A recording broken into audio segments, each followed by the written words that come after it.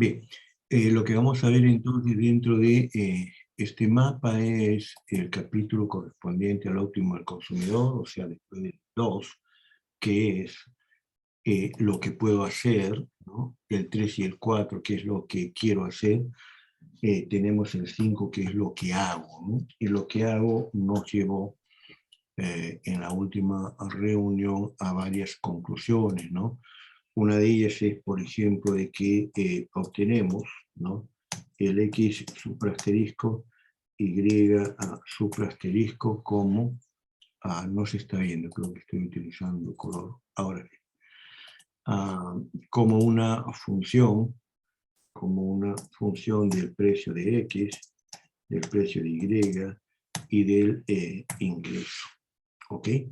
Eso es lo que hemos logrado en la última reunión. Sería bueno considerar también qué es lo que pasa si hacemos una estática comparativa, por ejemplo, si ponemos X supra 3 asterisco, ¿no? Para ver un óptimo cuando estamos hablando de una función donde, por ejemplo, el precio de X cambia, el precio de X cambia, el precio de Y no cambia y el ingreso no cambia, ¿no? Esa es una estática comparativa. Puede haber otra estática comparativa donde vemos el cambio ya no solo en el precio de X, sino podemos decir el precio de X, podemos decir el M', ¿no? Y podemos decir el precio de Y. Y podemos hacer más estáticas comparativas, ¿no? Por ejemplo, de que cambia el precio de X, perdón, no cambia el precio de X, no cambia el ingreso, pero sí cambia el precio de Y, ¿no? Y ahí tendríamos la oportunidad para saber si la reacción en términos de X implicaría una relación con Y de bienes sustitutos o de bienes complementarios o de independencia entre los bienes, ¿no? Entonces se pueden realizar muchas combinaciones de estática comparativa. Quisiera que presten atención a que estoy diciendo óptimo del consumidor X supra asterisco. Y el otro óptimo consumidor con estática comparativa X supra 3 asterisco.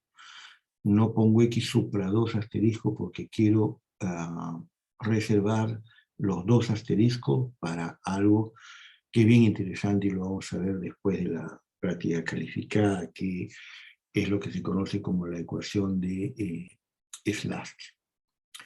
Ok, eso nada más en esta parte. Vamos a volver a mirar ahora el tema de la elección óptima de una manera muy simple, pero después vamos a hacer unas aplicaciones, ¿no?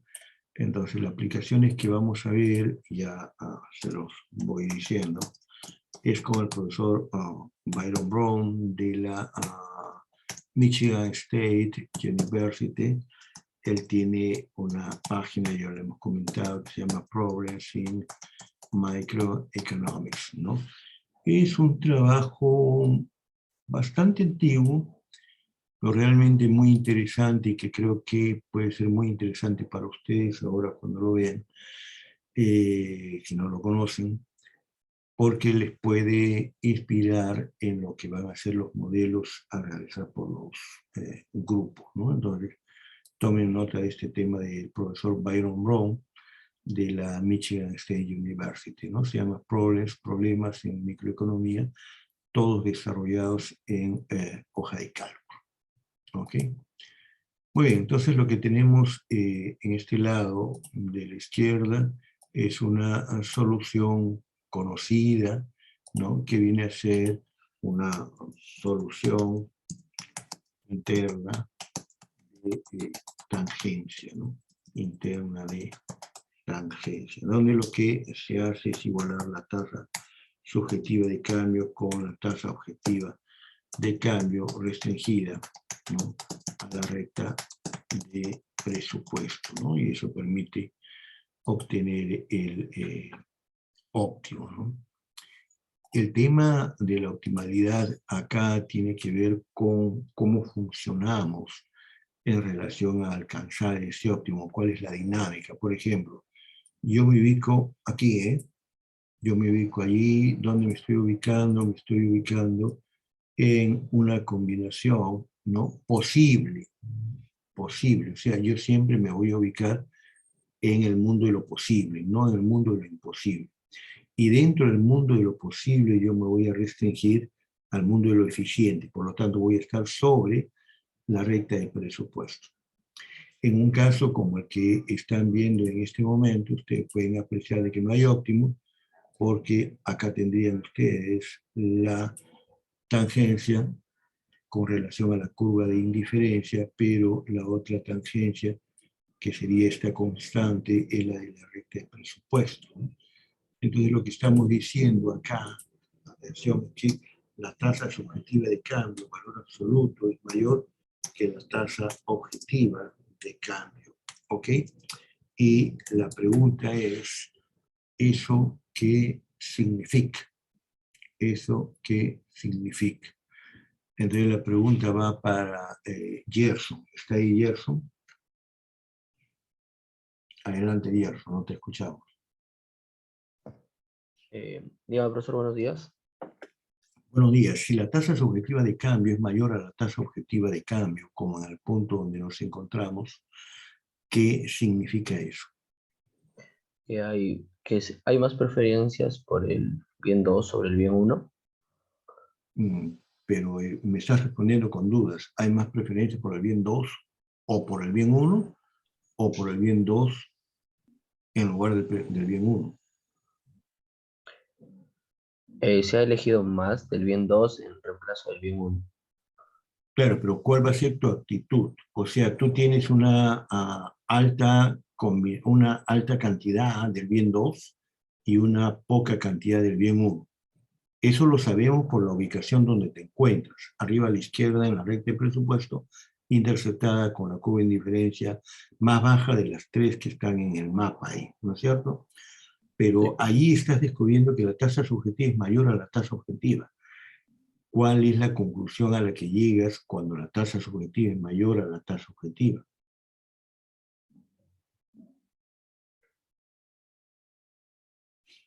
Ok, dejémoslo ahí. A ver, le preguntamos a María Gracia. ¿Está ahí María Gracia? Sí, profesor, buenos días. Buenos días, María. Dime, ¿cuál sería tu respuesta?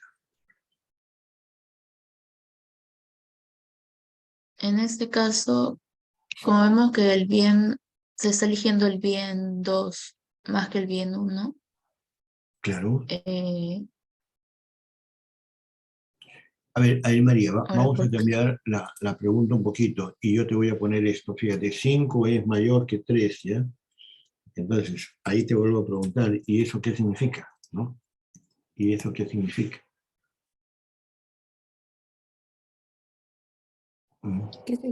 eso significa que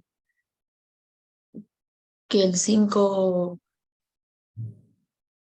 va a ser va a significar más que el 3. Claro, claro. Yo me acuerdo que en su clase también explicó que a veces puede ser que el 3 sea mayor al 5 y esto es por el tema de preferencias. A ver, ¿cómo es que el 3 puede ser mayor al 5, eh? A Me ver, ¿alguien acuerdo quiere que intervenir? Puede levantar la mano, intervenir. Alguien está interviniendo en el chat ya. A ver. Ah, es estrictamente preferido, ok, no, no estamos hablando de eso, porque cuando hablamos de preferencia estricta, hablamos de una combinación, ¿no? Perdón, de dos combinaciones. O sea, yo digo, esta combinación es estrictamente preferida a esta otra combinación. Acá yo estoy hablando de solo una combinación que está arriba a la izquierda y donde yo detecto de que la tasa subjetiva es mayor que la tasa objetiva, ¿no? Profesor, que el bien 1 es más barato y por lo tanto está Excelente. barato y por eso consuma más. Excelente. Entonces lo que estamos diciendo acá, es que barato es el bien 1, ¿no? Qué barato es el bien 1. Entonces, si el bien 1 es barato, pues compro más del bien 1, ¿sí? y menos el bien 2, porque si digo qué barato es el bien 1, estoy diciendo qué caro es el bien 2, y entonces el juego que yo tendría que hacer es el siguiente, fíjense, yo me muevo acá a la derecha, voy a hacerlo de nuevo para que esté más claro, ahí está, me muevo ahí a la derecha para tener más del bien 1, pero esa combinación es imposible, entonces yo bajo, ¿no es cierto? Y entonces me encuentro con una combinación que es posible, que es esta de acá, y por esa combinación que están viendo ahora, está pasando una curva de indiferencia más alta que la anterior, ¿no? Y por lo tanto mi utilidad es mayor. Por esa ruta, en la medida en que la tasa subjetiva sea mayor que la tasa objetiva, uno dice qué barato, ¿no? Uno dice qué barato, y entonces puede llegar hasta este punto, ¿no? Al revés es si yo me encontrara en una combinación como esta, ¿no? En una combinación como esta, la situación es una situación en la cual la tangente, voy a dibujar acá la tangente, a la curva de indiferencia es menor a la tangente de la recta de presupuesto. Y en ese caso lo que estamos diciendo es la tasa subjetiva de cambio es menor a la tasa objetiva de cambio, o lo que estamos diciendo es qué caro es el bien 1, ¿no? Qué caro es el bien 1. Esa es la idea y eso es lo que nos está moviendo, ¿no? En consecuencia, el resultado de todo esto, es que siempre el consumidor, cuando no está en el óptimo del consumidor, se mueve, ¿sí? Por la recta de presupuesto, o desde arriba a la izquierda, abajo a la derecha, o desde abajo a la derecha, arriba a la izquierda, ¿no? Entonces, ¿por qué? Porque entiende de que si las tasas son subjetivas, lo que puede ocurrir es que el bien 1 esté muy barato o que el bien 1 esté muy caro, ¿no? Y por lo tanto va a buscar alcanzar cada vez una curva de indiferencia más alta, de tal manera de que la condición interviene para que más sea mejor, va a tener esta dirección, ¿no? Donde voy a buscar alcanzar la curva de indiferencia más alta posible. Y como ya se vio aquí, vamos a quitar estas anotaciones, la respuesta lógica aquí es ubicarnos en este punto, ¿no? Ese es el punto donde nos tenemos que ubicar. ¿Ok? Muy bien, eso es lo que queríamos reiterar, porque ya lo habíamos visto. Y acá tienen ustedes una solución diferente, ¿no? Esta de acá es una solución interior, de contacto, ¿no? No es una solución de tangencia. Y ustedes pueden apreciar acá lo que ya les habíamos advertido, ¿no? Ojo, fíjense, toda esta zona de acá, con esta zona de acá de la curva de indiferencia, no forman un ángulo recto, sino forman un ángulo obtuso, ¿no? Podría ser un ángulo agudo, ¿no? Podrían ser lados no lineales, ¿no? Lo que importa aquí, ¿qué cosa es? Lo que importa es que tengamos nosotros un vértice por acá, digamos, un vértice por acá. Ustedes pueden ver de cuando yo trazo el vértice, me voy encontrando acá en esta gráfica con los óptimos, ¿no? Bien dibujados, ¿no? Los óptimos del consumidor como una solución de contacto, ¿no? Entonces, cuidado, si nosotros le ponemos un problema a ustedes en la práctica calificada, ustedes tienen que saber identificar si de lo que se trata es de un ángulo recto, o de un ángulo agudo, o de un ángulo obtuso, o de uno lineal, o de uno no lineal, ¿no? Pero siempre nos vamos a encontrar frente a este tipo de situaciones donde sobre el vértice se encuentra el óptimo del consumidor, ¿no? Solución entonces interior de contacto, ¿no? Y acá podemos ver otra solución más, que es lo que se conoce como una solución de esquina, ¿no? Una solución de esquina. En este caso, la esquina es una esquina inferior, ¿no? A ver, ¿en qué casos me pregunta Yermit, ¿no? El ángulo es agudo, recto, ¿en qué casos es obtuso? Yo diría de que la respuesta a esto la da el profesor Bergström, que es el que desarrolla la parte de ejercicio del libro de Maria, simplemente para esta frasecita que ustedes deben haber escuchado ya muchas veces, tener la mente abierta, ¿no? Open mind. La idea de que el ángulo sea obtuso, sea agudo, sea un ángulo recto, es la idea de ampliar, digamos, el concepto. Como yo siempre digo, está en el libro. El ejemplo de zapato derecho y zapato izquierdo es un ejemplo estúpido, ¿no? Es muy bueno el ejemplo, ¿sí? O sea, nadie compra 2 zapatos derechos y uno izquierdo, ¿no? O cualquier otra variación. Pero en realidad nadie compra un zapato derecho y un zapato izquierdo, ¿no? En eso sí es tonto el ejemplo, ¿no? Pero hablar de zapato derecho y zapato izquierdo es hablar de una complementariedad, ¿no? Un poco absurda, ¿no? Un poco absurda. Sobre todo tratándose de bienes muy parecidos, ¿no? A pesar de que son diferentes, ¿no?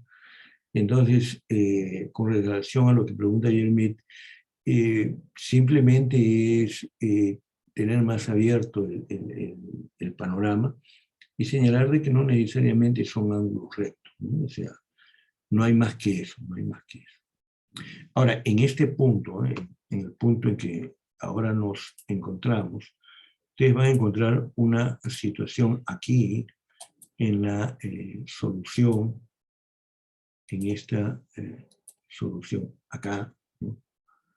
Donde, atención, si ustedes miran, ¿no? Si ustedes miran lo que está ocurriendo allí desde el punto de vista teórico, ¿no? Ustedes trazan la tangencia y la tangencia está ahí, ¿de acuerdo? Y por lo tanto, la única solución sería la que se está apreciando aquí. Pero, ¿qué pasaría si, por ejemplo, voy a continuar yo la gráfica, por ejemplo, esta de acá, esto continuaría así, así, así. Y si de repente la pendiente de la recta de presupuesto fuera de tal naturaleza que el intercepto, o perdón, la tangencia, se produce, digamos, acá, ¿no? Entonces, si la tangencia se produce acá, ¿se ve? Entonces, eso no tiene sentido, ¿no? Eso no tiene ningún sentido. O sea, esto de acá lo descartamos, ¿ok? Si lo descartamos ahí, entonces la solución de esquina siempre va a ser esta esquina. ¿Por qué? Porque si observan bien, nosotros estamos moviéndonos en esta dirección. En esa dirección nos estamos moviendo. Es decir, saltamos de una solución de esquina como esta, que acá corresponde a una tangencia, a otra de esquina donde podría no ser una tangencia, y a otra más, ¿no? Y nos movemos en esa dirección, ¿no? Son soluciones de esquina, no son soluciones necesariamente de tangencia. El ejemplo presentado ahí es de tangencia, podría no serlo, porque depende de la pendiente de la recta de presupuesto, y por eso es que yo cambié la pendiente en esta segunda línea de color marrón. ¿Ok?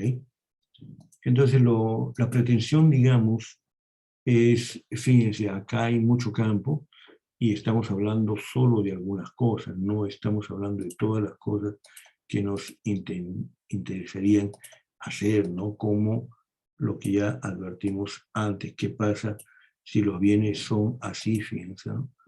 Si los bienes son como este, ¿no? Este es uno, este es otro, y la curva de indiferencia es así, y nos encontramos en una situación donde el bienestar se logra así, ¿no?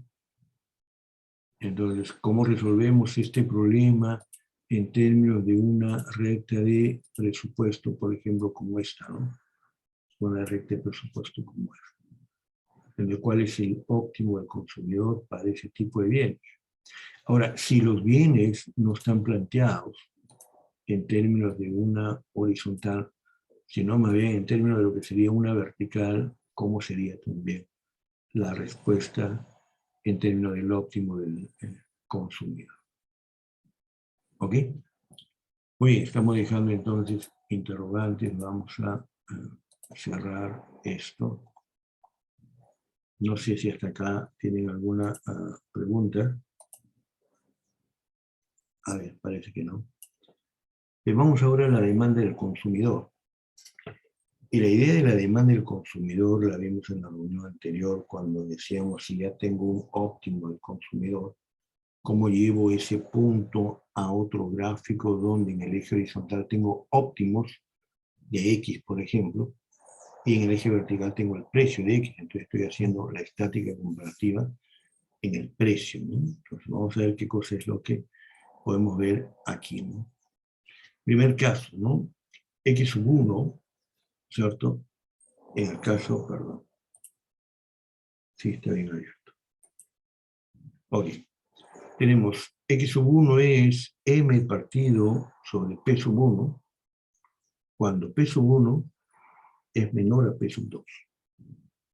Entonces, atención con esta condición, ¿no? La solución es M sobre P sub 1 si P sub 1 es menor a P sub 2. O sea, si P sub 1 es más barato, yo lanzo todo mi ingreso a comprar el bien 1. Si P sub 1 es menor que P sub 2. Ahora, fíjense, si P sub 1 es mayor que P sub 2, o sea, es más caro que P sub 2, yo no voy a gastar un centavo en el bien 1, por eso es que el óptimo sería 0.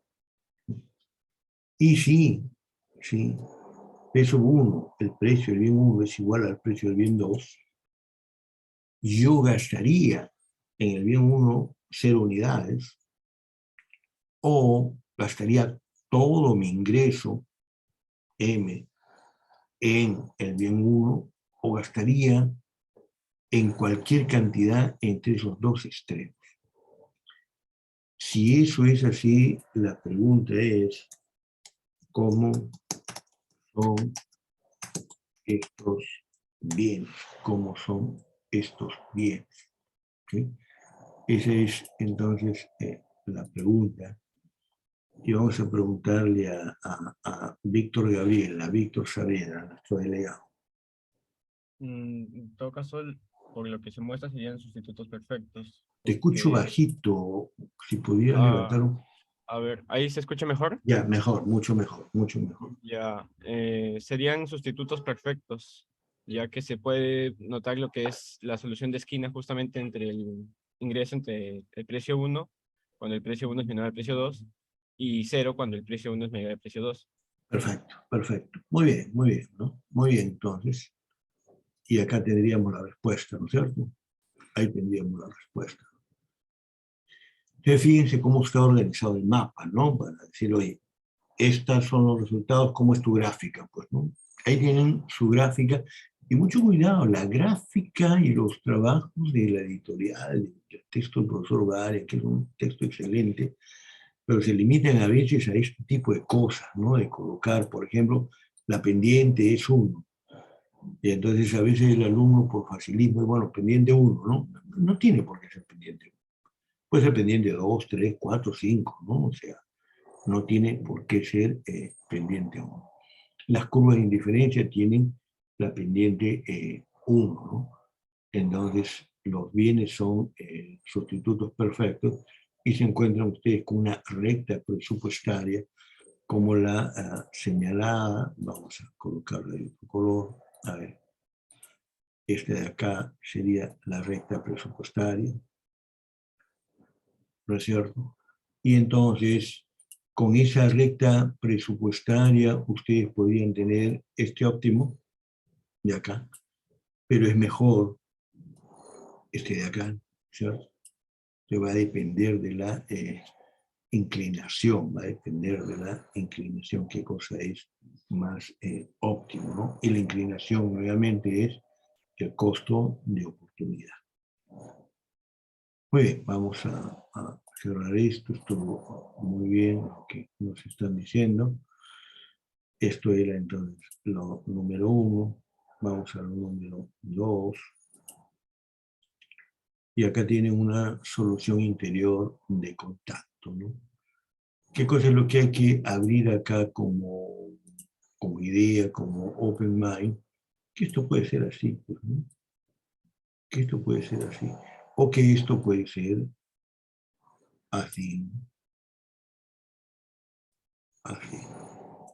O que esto puede ser así, y este otro podría ser algo así, ¿no? No lineal, ¿no? Y entonces, como preguntaba la compañera, ¿de qué depende esto? No, simplemente tener la mente abierta con relación a este asunto y ver de lo que se trata en el fondo, es de trabajar con el vértice que los une, ¿no? Con el vértice que los une con esta línea, ¿no? Por eso yo les decía, la metodología es, uno, contienen la función de los bienes complementarios perfectos, and y función de x, grafiquen eso, ubiquen cualquier punto y ahí grafican la curva de indiferencia, ¿no? O un ángulo recto o cualquier otra forma, ¿no? La idea es que unidades adicionales de cada uno de los bienes no contribuyen a la utilidad. Es decir, si esto es el óptimo, entonces tener más del bien 1 no añade nada, tener más del bien 2 no añade nada de utilidad, de placer, de bienestar al consumidor. Bien. Vamos entonces al siguiente punto. Y vamos a 3.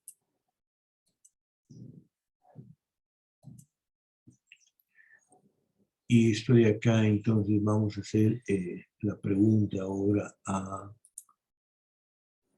vamos a Sandra. ¿Está ahí Sandra? Profesor. Ok, buenos días Sandra. Dime, ¿de qué estamos hablando acá? ¿Qué bienes son estos? ¿No? Esta que había mencionado también en la clase anterior. Si puedes subir un poquito el volumen. ¿Ahora se me escucha? Sí, mejoró, claro. Ya. Esa vendría a ser la...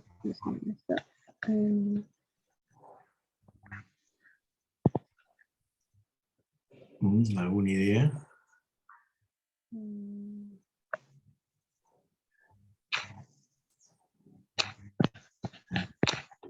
Ok, no importa. A ver, si nosotros siguiéramos... Sí, adelante, si alguien quiere intervenir. No, o sea, eso había hecho como una circunferencia completa sobre cuál sería el punto de saciedad, y eso había dicho que era como la curva de Mayo, algo así. No. A ver, vamos a verlo. Fíjate, ¿qué cosa es lo que encontramos acá? Voy a cambiar de color mejor. A ver, ¿qué es lo que encontramos en esta situación? Si ponemos una lupa ahí encontramos que la tasa subjetiva es igual a la tasa objetiva, pero no es un óptimo. ¿Sabes por qué no es un óptimo? Porque aquí lo que estamos encontrando es que nos hemos ubicado en esta curva de indiferencia. Vamos a hacerla más delgada.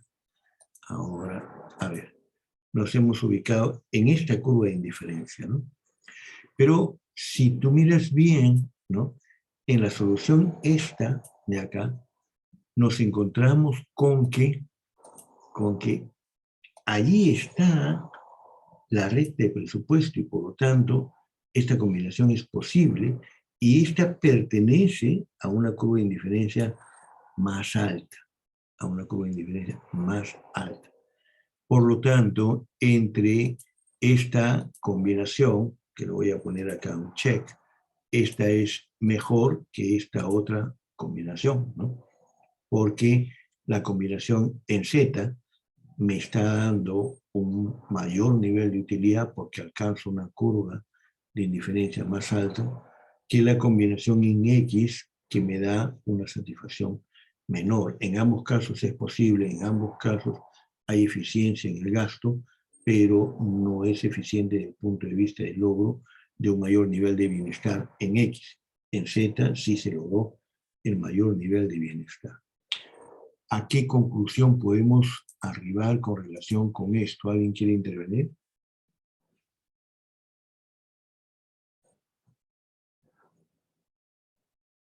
Ojo, son cosas que ya hemos visto, ¿no? El consumidor se especializa, ¿no? Se especializa en el bien uno. Es decir, no quiere variedad, ¿no? Quiere monotonía, quiere monotonía. Es un caso muy, muy especial, ¿no? De monotonía. Cuando uno dice pantalón, ¿no? Entonces esta persona piensa en una sola cosa y punto, ¿no? Mientras que cuando todos ustedes, hasta de repente yo mismo, ¿no? Dicen pantalón, no sabemos de qué estamos hablando. Entonces vamos a las tiendas y miramos y no sabemos si es el modelo 1, el 2, el 3, el 4, el 5, el 20, el 50, el 60, el 100, etc. Eso se llama variedad, ¿no? Eso se llama variedad. Entonces, si las curvas no fueran así, sino las curvas fueran convexas, ¿no? Si las curvas fueran convexas, entonces es probable de que lo que encontrarían ustedes es una solución por aquí, que sería sí una solución de tangencia, y eso sí implicaría variedad, ¿no? Esa es la idea del modelo, esa es la idea del modelo, que ahí obtendrían variedad. A ver, hay algunos comentarios acá. Vamos a ver, ¿no? Bueno, sí, entonces, ¿cómo se puede definir la elección óptima? Pensé que era cuando la recta presupuestaria es tangente a una de las curvas de indiferencia o K. A ver, lo que me está diciendo es, John está diciendo, ¿cómo se puede definir la elección óptima? Sí, al parecer, pues siempre se nos había dicho de que es cuando la tangente de la recta presupuestaria es tangente a las curvas de indiferencia, pero habíamos dicho de que las curvas de indiferencia son convexas, ¿no? Y presentamos el caso de la concavidad, ¿no es cierto? Y Yelmit sí lo vio, ¿no es cierto? Dijo, prefiere la monotonía y no la variedad, ¿no es cierto? Recuerden, estamos viviendo un mundo de mercado donde, por ejemplo, ahorita se me ocurre algo que acaba de ocurrir, ¿no? Uno dice leche, ¿no? Y dice leche Gloria, por ejemplo, ¿no? ¿Y qué es lo que ha ocurrido? De que a la leche Gloria se le ha prohibido ya de que utilice productos de leche que no provengan directamente de, digamos, del producto de la leche natural, ¿no? Algo así. ¿Por qué? Porque en realidad cuando uno habla de leche, incluso si puede hablar de leche Gloria, no sabe de qué está hablando, no sabe de qué está hablando. Por ejemplo, esta palabra, ¿no? Que resulta ser muy interesante, ¿no? Deslactosada, ¿no? Deslactosada, ¿no? Pueden añadirse más palabras, ¿no? Evaporada, ¿no? Pueden añadirse light, ¿no? Etcétera, ¿no? ¿De qué estamos hablando? Estamos hablando de la variedad, ¿no? Estamos hablando de la variedad y no de la monotonía.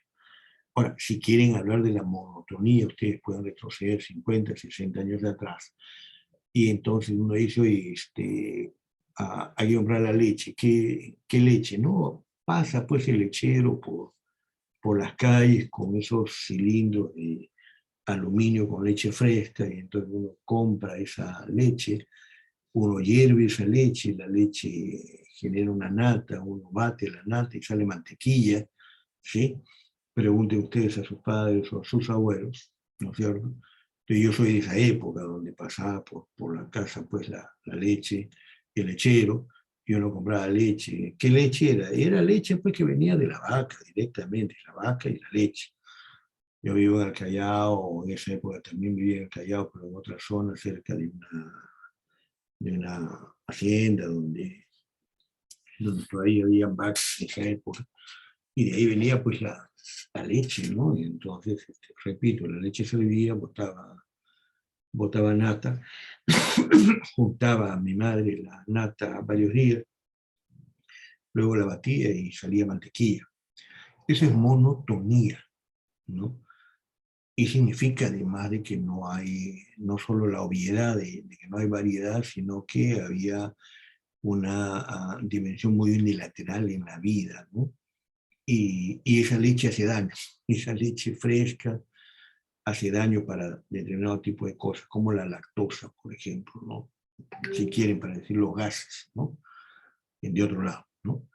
Entonces la variedad entonces ha resuelto ese problema, ¿no? Ha resuelto ese problema y ahora uno no sabe, qué sé yo, hay muchos niños que han nacido y no saben qué es una vaca, ¿no? Lo han encontrado en los libros, ¿no? En fin, espero que nos hayamos entendido en esa parte, ¿no? Ok, si no hay otro comentario, vamos a parar un momento la grabación. Muy bien, había un comentario entonces acá Carolina Avilés me decía de que estaba abajo, pero no estaba, en fin, ahorita lo corrijo, ¿ya? Avilés. Ok.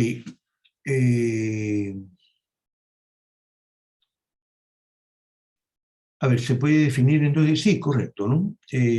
John Steven me dice, profesor, entonces cuando la curva de indiferencia es cóncava, se puede definir la elección óptima como la intersección de la curva con la recta presupuestaria en uno de los ejes, exacto, en uno de los ejes, no necesariamente el eje horizontal, puede ser también el eje vertical, dependiendo de la inclinación, porque eso implica la monotonía, ¿de acuerdo? Y hablamos de bienes, recuerden, hablamos de bienes. Si fueran males, la solución es el óptimo, ¿no? Recuerden, si fueran, perdón, la solución es el origen, ¿no? Si fueran males, entonces es esto, ¿no? Es decir, si el bien en el eje horizontal, ¿no? Es un mal, entonces yo quiero menos del mal. En el eje vertical es un mal, yo quiero menos del mal, y por lo tanto la solución estaría aquí, ¿no?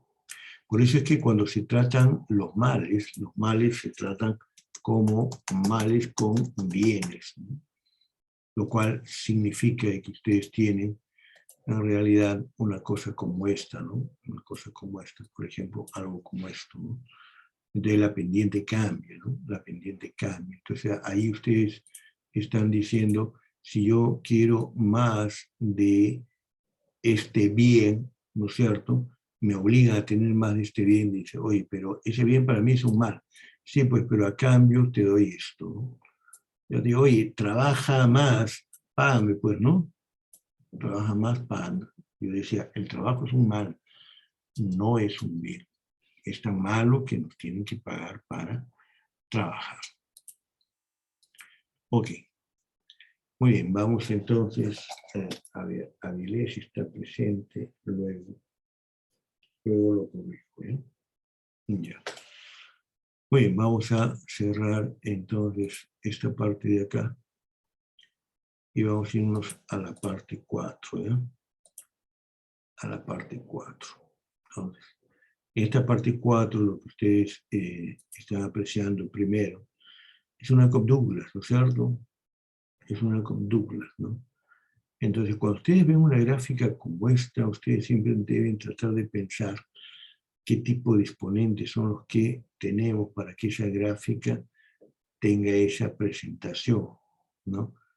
Y ustedes tienen acá, por ejemplo, una solución en términos de la demanda, ¿no? O sea, acá lo que faltaría, ese es un pequeño error, lo que faltaría es añadir lo siguiente, ¿no?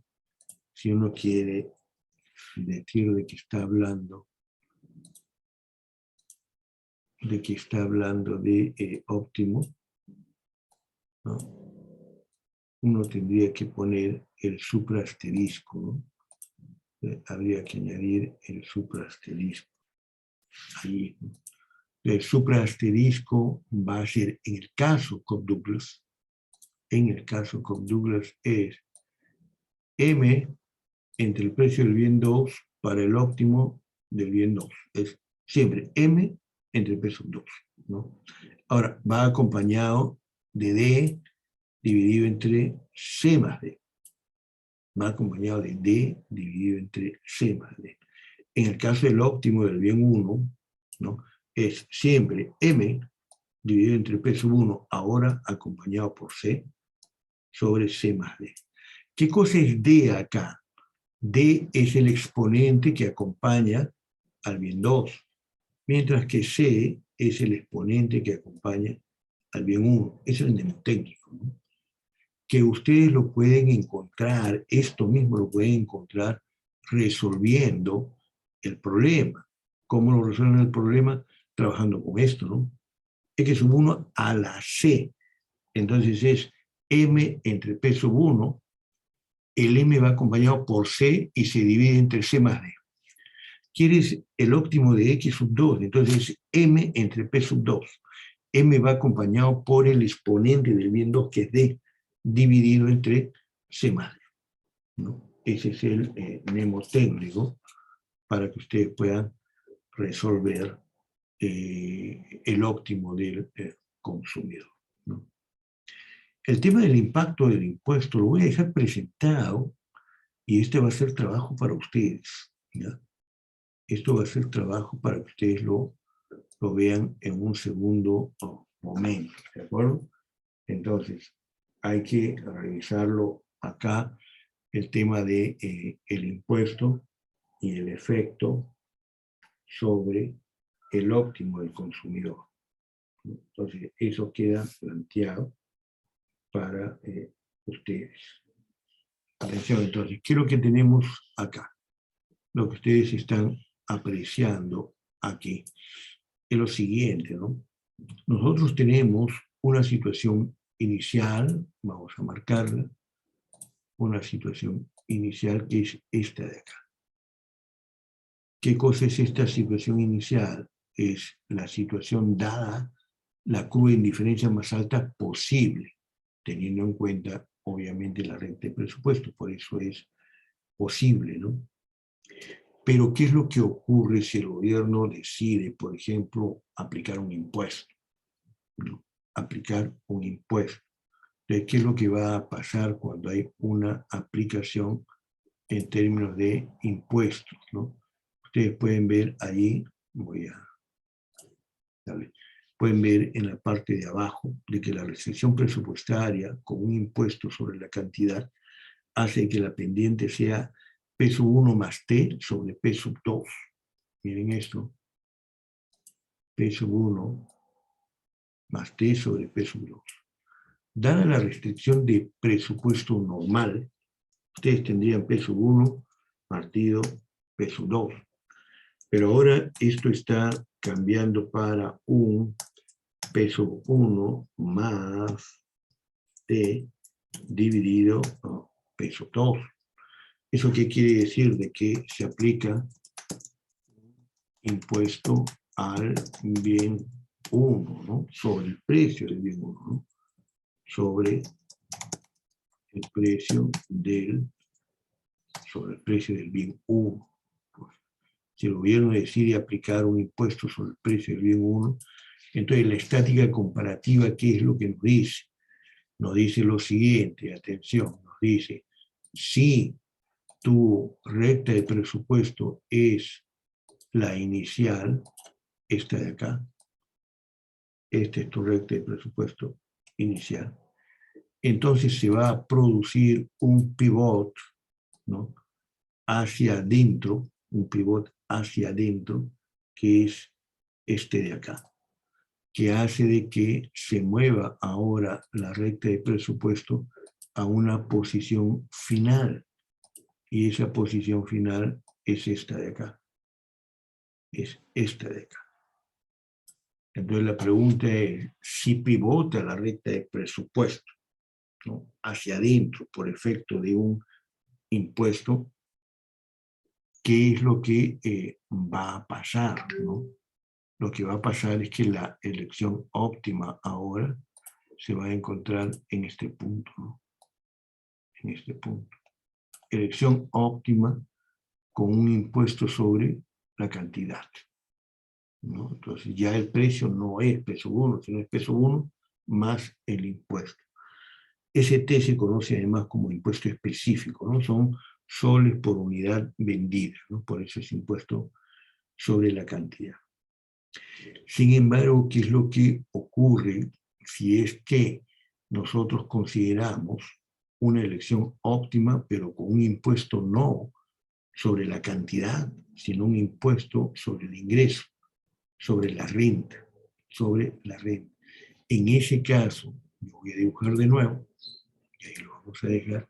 Yo tengo la recta de presupuesto, la recta de presupuesto inicial es esta de acá, y ahora nosotros tenemos que darle dinero al gobierno de nuestros ingresos, y por lo tanto nuestros ingresos caen, ¿no? Entonces se produce un pivot, pero paralelo a sí mismo, es decir, la recta de presupuesto se va a mover paralela a sí mismo en esta dirección, ¿no? En esta dirección. Y cuando eso ocurre, alcanzamos el óptimo en otro punto, como este de acá. Entonces la pregunta interesante acá es, ¿qué cosa es mejor para el consumidor? ¿Un impuesto a la cantidad del bien 1 o un impuesto al ingreso, ¿no? Ustedes pueden apreciar de que en el primer caso lo que están encontrando es que llegan a una curva de indiferencia más baja, ¿no?, que es esta curva de indiferencia. Es esta curva de indiferencia, una curva de indiferencia más baja, ¿no? Ustedes estaban inicialmente acá. El punto de partida es, si el gobierno aplica un impuesto al ingreso o a la cantidad, yo pierdo. Yo estoy peor, ¿no es cierto? Pero ¿qué cosa es mejor entre esos dos impuestos? Si me aplican un impuesto sobre la cantidad, caigo a la curva de indiferencia baja que está señalada con la flecha de arriba a la izquierda. Pero si me están aplicando un impuesto al ingreso, entonces yo voy a caer acá. Y al caer acá me encuentro sobre la curva de indiferencia más alta, que es esta de acá. Y esta de acá es mejor que la otra, por lo tanto esta sería la que nosotros aprovecharíamos, ¿no? ¿De acuerdo? Entonces nos encontramos en ese campo, en ese debate sobre intervenciones del gobierno utilizando el modelo de óptimo del consumidor, de óptimo del consumidor. Una de las cosas que puede interesar a los políticos, por ejemplo, es no caer en la inflación. Entonces, en lugar de aplicarle un impuesto que mueve el precio, recuerden, el peso 1 sobre peso 2 es la pendiente, la recta de presupuesto inicial, pero si aplicas un impuesto va a ser el peso 1 más T entre peso 2, y por lo tanto se está verticalizando la recta de presupuesto. Hay efectos en términos de la subida de los precios. Pero en el caso del ingreso, te quitan el ingreso y no se está registrando ese efecto porque la recta de presupuesto es paralela. La recta de presupuesto final con impacto sobre el ingreso es paralela a la recta de presupuesto inicial, ¿no es cierto? Y por lo tanto, no se siente inflación. Si uno le preguntara al presidente Alan García, primer gobierno, ¿no?, todo fue inflación, segundo gobierno no fue inflación.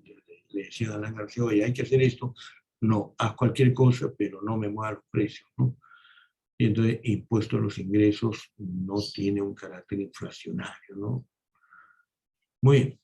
Ok, si no tienen ninguna pregunta aquí, déjenme dejar de compartir esta pantalla y vamos a compartir una nueva pantalla ahora. Por favor, me confirman si están viendo la nueva pantalla. Sí, profesor. Ok, gracias. Muy bien, acá tienen ustedes un archivo que está, como siempre, está ahí en la plataforma, está en el Canvas.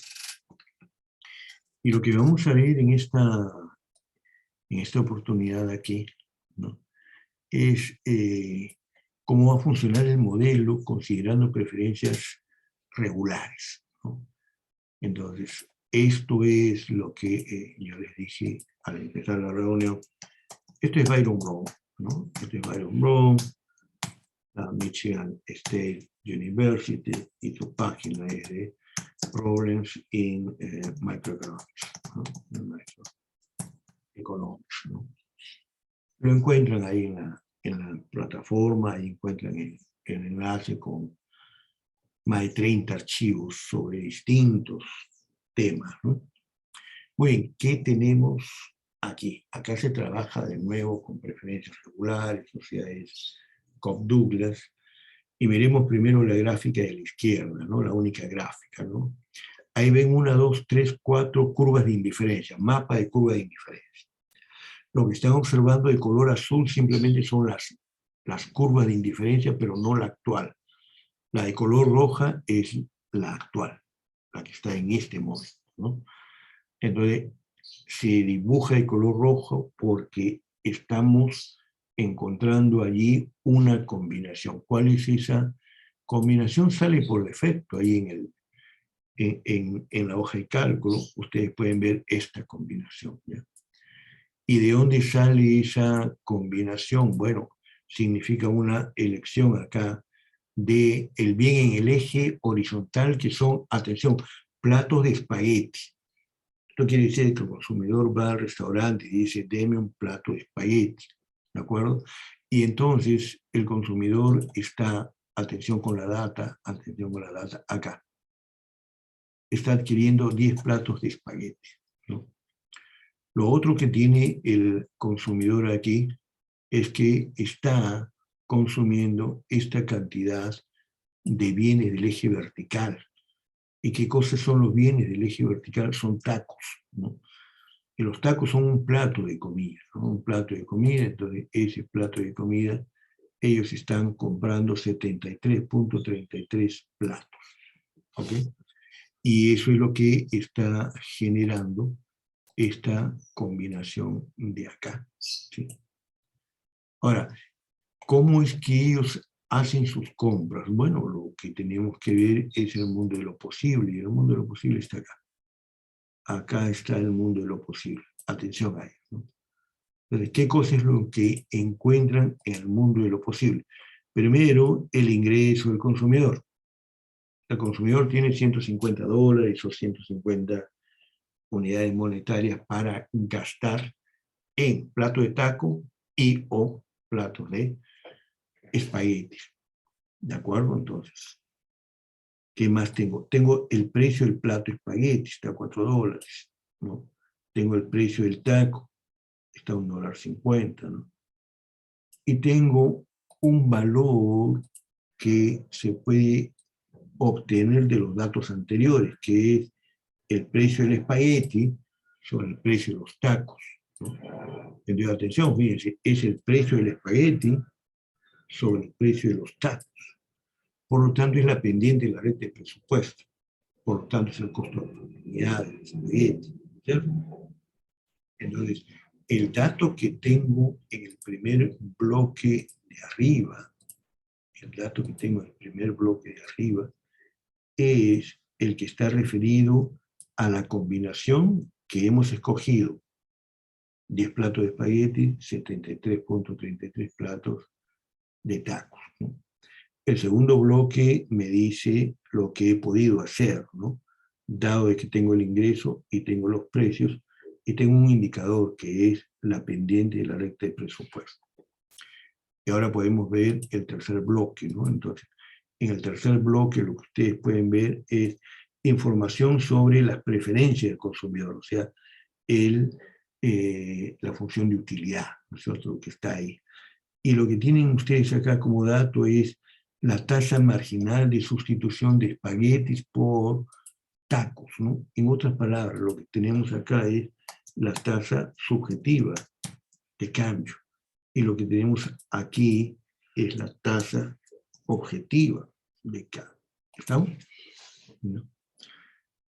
Esto es lo que nos está dando el profesor Byron Brown, ¿no? Nos está diciendo, bueno, esta es la situación al comienzo. Entonces, bueno, la pregunta ahora para ustedes es la siguiente, ¿no? ¿Está bien donde está el consumidor? ¿Quién responde?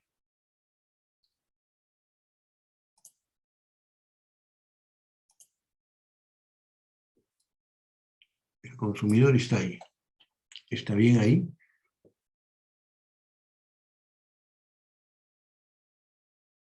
No, profesor. No, profesor. No, ¿no es cierto? ¿Qué tenemos que hacer?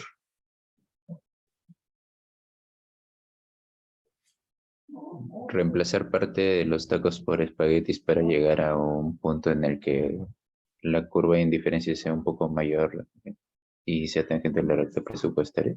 Ok, lo que me están diciendo ustedes es que la tasa objetiva de cambio es menor que la tasa subjetiva de cambio, o mejor todavía, la tasa subjetiva de cambio, siempre valor absoluto, es mayor a la tasa objetiva de cambio.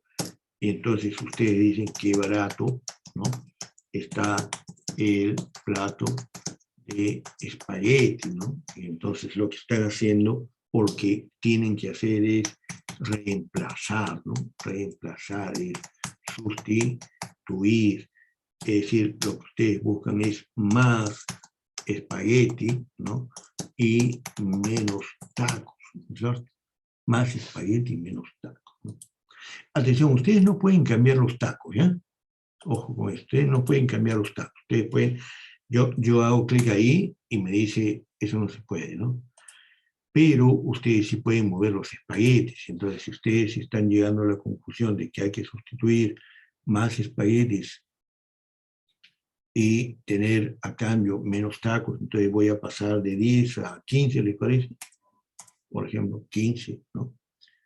Y por favor, quisiera que observen qué pasa con la tasa objetiva, la tasa subjetiva, y qué pasa con el gráfico. Atención ahí, ¿sí? Y esa es la situación que hemos encontrado ahora. Ahora tenemos que la tasa subjetiva es 3,46, ¿no? Observen, cuando estaba en 10, era 6,34. Ahora es, cuando yo le aumenté a 15, es 3,46. Entonces la tasa subjetiva sigue siendo mayor que la tasa objetiva, ¿no? Y ahora yo me encuentro, no donde estaba antes, no me encuentro aquí. Y ustedes pueden apreciar, gracias a este modelo, que lo que está ocurriendo es que el consumidor se está moviendo, resbalándose de la recta de presupuesto abajo a la derecha, ¿no? Abajo a la derecha, ¿sí? Y está alcanzando una curva de indiferencia más alta, ¿no? Como la tasa subjetiva sigue siendo mayor que la tasa objetiva, bueno, vamos a hacer lo siguiente, ¿no? Vamos a hacer lo siguiente, atención, ¿eh? Miren, ¿sí? Y ahora yo me encuentro por acá, ¿eh? Ahora yo me encuentro por acá. Ahora yo me encuentro por acá. ¿Y cuál sería la conclusión? ¿Quién me dicta acá? Entonces, acá la tasa subjetiva de cambio es menor, ¿no?, que la tasa objetiva de cambio. ¿Y qué tengo que escribir ahora ahí?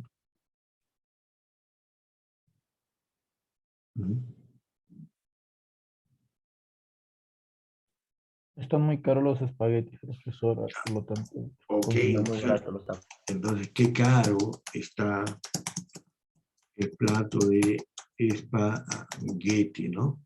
Entonces se trata de reemplazar, sustituir, ¿no? Menos espagueti y más taco, ¿ok? Eso es lo que tendríamos que hacer, ¿no? Pero lo que yo voy a hacer es lo siguiente, atención, ¿no? De lo que yo voy es, dentro de mi hoja de cálculo, yo voy a la opción datos, ¿sí? ¿Están viendo ustedes ahí? Estoy en la opción datos, voy a la opción análisis y sí, ¿no? Acá análisis y sí, clic ahí, y voy a buscar un objetivo, ¿eh? Buscar un objetivo, clic en buscar objetivo, ¿sí? Y entonces, acá lo que me están preguntando es que defina una celda donde yo quiera un objetivo, ¿no? Yo voy a definir esta celda, fíjense, esta de acá, ¿no? Que es la F25, ¿ya? Y yo quiero de que esa celda tenga un valor, ¿no? Y miren, yo lo que quiero es que tenga el valor 267, ¿sí? Es decir, estoy buscando igualar las tasas subjetivas con las tasas objetivas. Y me dice que para hacer eso, yo tendría que cambiar una celda. Y la celda que quiero cambiar es esta de acá, ¿no? O sea, la cantidad de espaguetis. Le doy un aceptar, empiezo a calcular y llegó a este resultado. Voy a quitar mis anotaciones. Miren.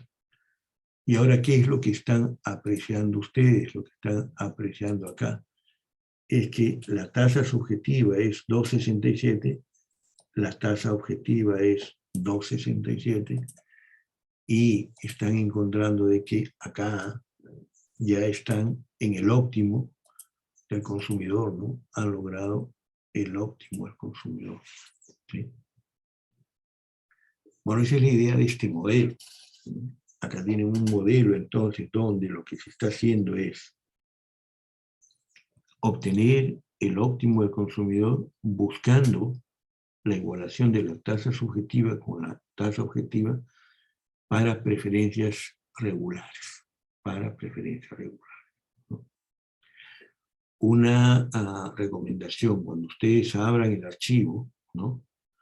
El archivo primero les va a dar una advertencia diciéndole, mira, este archivo tiene macros, ¿no? ¿Aceptas abrir las macros o no? Ustedes deben aceptarlo. Y una vez de que abre el programa, le sale otro mensajito donde les pregunta si quieren rendir el examen o solamente quieren practicar. Pueden aplicar cualquiera de los dos. Si ustedes dicen que quieren rendir el examen, el programa les va a preguntar cuál es su código, ¿no? Que le ponen cualquier cosa, eso no tiene mayor importancia, y creo que también le pide su nombre, ¿ya? O no hacen eso y hacen clic en practicar y no les pide nada, no les pide nada. Y entonces se abre este programa, y este programa, como ustedes pueden ver, tiene un cuestionario acá, ¿no? Ustedes pueden aplicar pregunta 1, 2, 3, 4, 5, 6, 7, ¿no? Y ustedes tienen un sitio donde pueden ir para colocar respuestas, ¿no? Acá es donde uno coloca respuestas, ¿no? Voy a quitar mis comentarios. Entonces yo puedo poner acá, qué sé yo, 45, cualquier cosa. Me dice es incorrecto, ¿no? 23, ¿no? Es incorrecto, etc., ¿no? La diferencia con marcar examen es que acá va a aparecer el nombre de ustedes y acá va a aparecer su código, ¿no? Y nada más, ¿no? Y nada más. A ver, tengo alguna pregunta.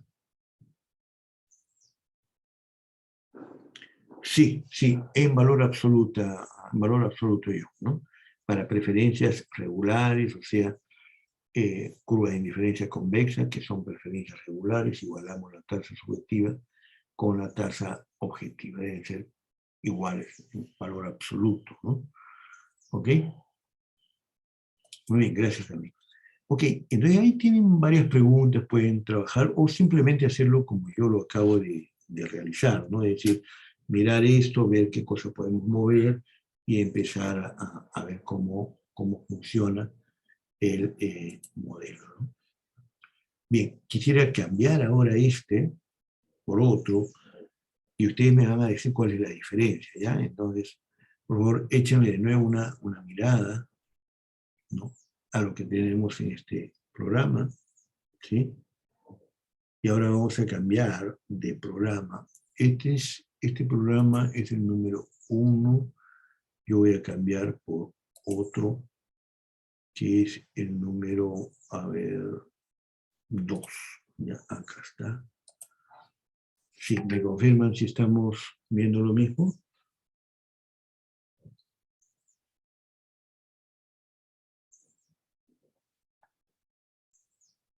Creo que no. A ver. Ya, ahora sí. ¿Me confirman eso, por favor? Sí, profesor. Ok, sí se ve lo mismo, ¿no es cierto? Muy bien, la pregunta es, perdón, sí se ve la nueva pantalla, ¿no? La pregunta es cuál es la diferencia, ¿no? ¿Cuál es la diferencia ahora, ¿no?, con lo que teníamos antes?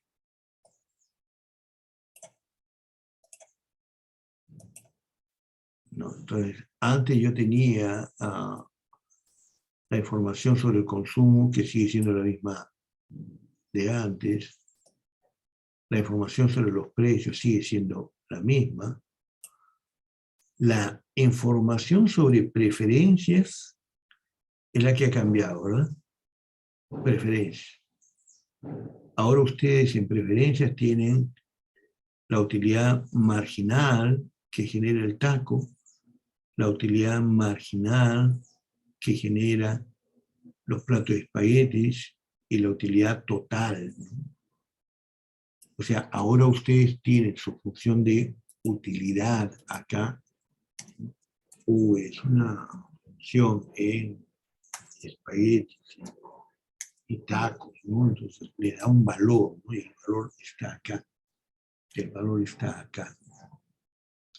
Pero les está diciendo o les está hablando de un concepto nuevo, ¿no? Este concepto es bien importante. Dice utilidad marginal. Utilidad marginal, o sea, utilidad marginal del taco, del plato de tacos, utilidad marginal del plato de espaguetis y la utilidad total.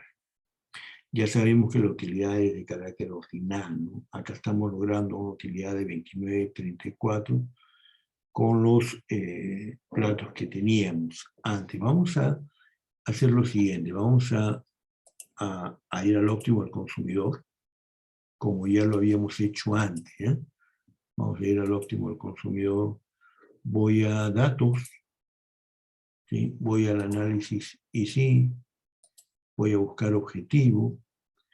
¿Cuál sería ahora mi objetivo, ¿no? ¿Cuál sería ahora mi objetivo? Entonces, si yo busco mi objetivo, yo voy a hacer algo equivalente a lo que hicimos antes, que es esto. Quiero darle el valor de 267. 267. Y eso quiero lograrlo cambiando el número de platos de espagueti. Le mando que lo haga, ya lo hizo, ya salió. Algo hecho mal, ¿eh? Algo hecho mal acá. Creo que he utilizado otro valor. Porque no ha salido. A ver, vamos a hacerlo de nuevo, ¿eh? Objetivo. Listo. Es este de acá. No, sí lo ha hecho, perdón. Sí lo ha hecho.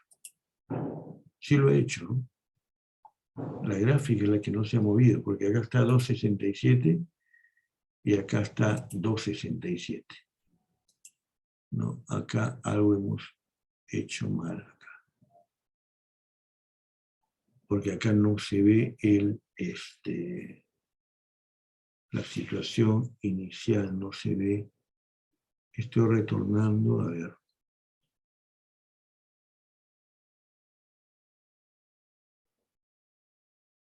A ver, algo está trabajando mal aquí.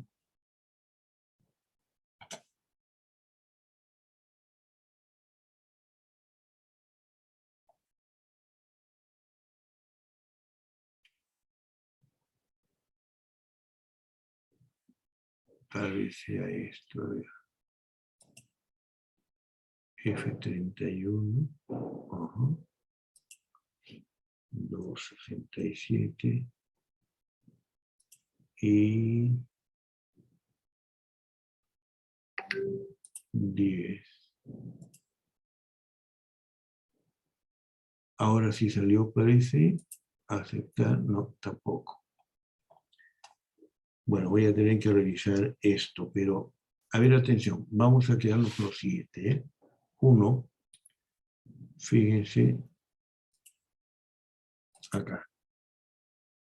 Yo tengo la utilidad marginal del plato de tacos, tengo la utilidad marginal del plato de espaguetis, y después lo que tengo es la utilidad marginal de los tacos dividido entre el precio de los tacos, la utilidad marginal del espagueti dividido entre el plato de espagueti, y después hemos restado, atención, utilidad marginal del taco sobre el plato de tacos, menos utilidad marginal de espagueti sobre, ya sé lo que ha pasado, menos la utilidad marginal de espagueti sobre el plato de espaguetis. Bien, y eso me parece que debería ser 0. Voy a probar una vez más y después lo confirmamos, ¿ya? No importa. A ver.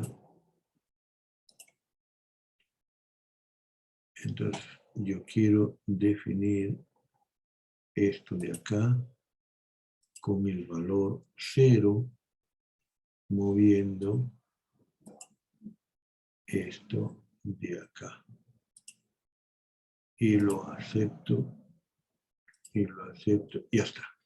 Okay, el error era mío. El error era mío. Ok, voy a quitar de nuevo todo esto. Okay. Atención, ahora sí está bien, y repito, soy yo el que he hecho las cosas mal. Acá se ve perfectamente la tangencia, ¿no es cierto? Y hemos encontrado una solución al problema definiendo la cantidad de platos de espaguetis, ¿no?, que deben maximizar la utilidad combinándose con la cantidad de 50-78 platos de tacos, ¿no? Y nos da los resultados de aquí, ¿no? Una utilidad de 32,87, ¿sí?, que es bastante fuerte. Voy a retroceder, voy a retroceder, y ahí ustedes pueden ver, todavía no sale,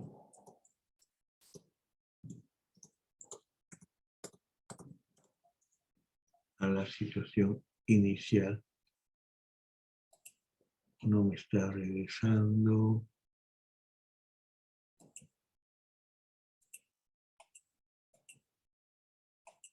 Ya, esto era 10, me parece. Listo. Esto era la situación inicial. Entonces, estábamos en 29 de utilidad total y queremos maximizar la utilidad total. Y lo hacemos así, buscando el objetivo. Quiero de que esto de acá sea 0. Me fui a otro lado.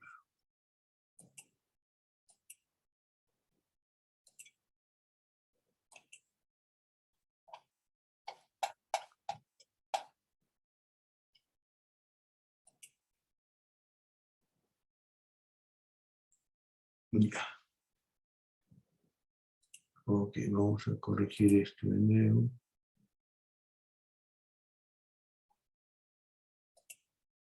Quiero esto con valor 0, modificando los platos de espagueti. Recuerden, estamos en 29,34 de utilidad y ahora estamos en 32,87 y hemos maximizado la utilidad. Ya está. Bueno, este es el segundo modelo. El segundo modelo, a diferencia del primero, no trabaja con la tasa subjetiva de cambio, sino trabaja con una relación diferente. La relación diferente es que en lugar de hacer de que la tasa subjetiva de cambio sea igual a la tasa objetiva de cambio, lo que ha hecho es construir la utilidad marginal de espaguetis dividido precio de espaguetis, lo ha igualado con la utilidad marginal de tacos dividido precio de los tacos. O lo que es lo mismo, es la utilidad marginal del espagueti dividido precio del espagueti, restado utilidad marginal del taco dividido precio del taco, y obviamente eso les da 0. En otras palabras, estamos utilizando el concepto de utilidad marginal. Es una idea bien interesante. La idea de la utilidad marginal es la idea de cuánto crece tu utilidad si tú consumes un plato más de tacos. Cuánto crece tu utilidad si tú consumes un plato más de espaguetis. Y cuánto crece tu utilidad total, ¿no? Entonces, esos conceptos los vamos a ver mejor ahora con el siguiente modelo. ¿Ya? Vamos a eliminar esto. Y vamos a dejar de compartir esta pantalla y vamos a ver el siguiente modelo. Vamos ahora a este otro modelo. Y me confirman ustedes que estamos viendo el otro modelo. Sí, se puede ver, profesor. Sí, se ve, profesor. Este otro modelo es exactamente igual al segundo, con la diferencia del gráfico. Con la diferencia del gráfico. Ustedes pueden ver de que el gráfico es un gráfico de barras verticales, ¿no? Y lo que se ha hecho ahí es colocar la utilidad marginal del taco dividida entre el precio del taco y la utilidad marginal del espagueti dividida entre el precio del espagueti. Entonces, ¿qué significa utilidad marginal del taco dividido entre el precio del taco, ¿no? Entonces, la utilidad marginal del taco dividida el precio del taco nos está diciendo en cuánto crece la utilidad si tú inviertes un sol más en comprar tacos, porque al dividir entre el precio del taco, en la parte inferior tienes soles, y en la parte superior es cuánto crece la utilidad. Entonces uno dice, si yo aumento un gasto de un sol en tacos, ¿cuánto crece la utilidad? Si yo aumento en un sol mi gasto en espagueti, ¿cuánto crece la utilidad? Y lo que están viendo en el gráfico lo que están viendo es que invertir un sol o gastar un sol en consumir un plato de espagueti es más rentable que invertir un sol en un plato de tacos, ¿no es cierto? Porque la utilidad marginal por sol en espaguetis es un rectángulo vertical más alto, ¿no es cierto? Entonces lo que vamos a hacer es comprar un plato más de espaguetis. Fíjense, voy acá. Atención ahí, ¿eh? Sí. Quisiera que lo vean de nuevo. Estaba en 10. Ahora lo voy a poner en 11. ¿Sí? ¿Qué es lo que ha ocurrido? ¿Quién me dice?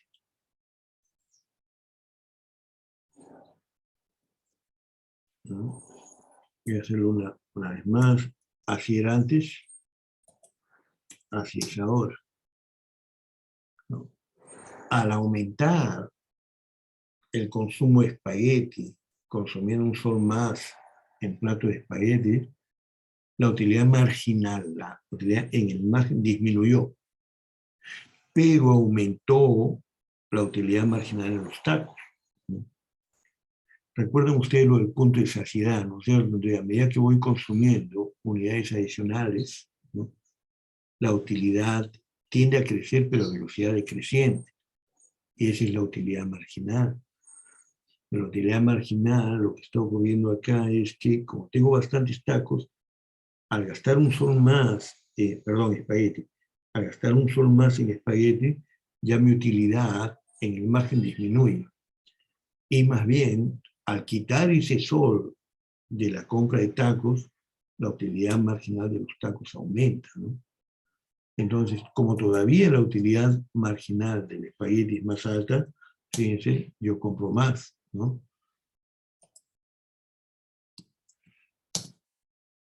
Sigo moviendo. Sigo moviendo. Sigo moviendo. Vamos a dar un salto. Y observen ustedes, ¿no? Quiere decir que yo puedo jugar ahí hasta de que ellos se equilibren, ¿no? Más o menos por ahí están equilibrados. Si ustedes observan de que acá este es 0.0084, ¿no? Es casi cero, ¿no? Entonces, de nuevo yo puedo hacer el juego anterior, ¿verdad? De ir a datos.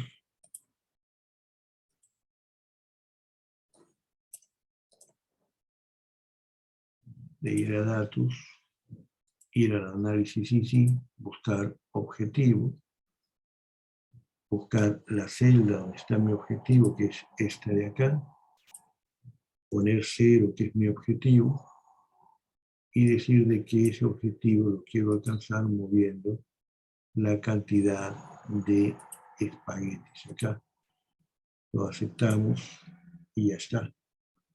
Y ahora ustedes pueden ver, pueden apreciar de que el tamaño, ¿no? El tamaño de este rectángulo es el tamaño del otro rectángulo, ¿no? O sea, las utilidades marginales partidos el precio son iguales, ¿no? Y es otra forma entonces de ver el óptimo del consumidor. ¿De acuerdo? Bien, con esto nos vamos a quedar en la reunión de hoy, son 33. No sé si hay alguna pregunta, Víctor, voy a parar yo la grabación.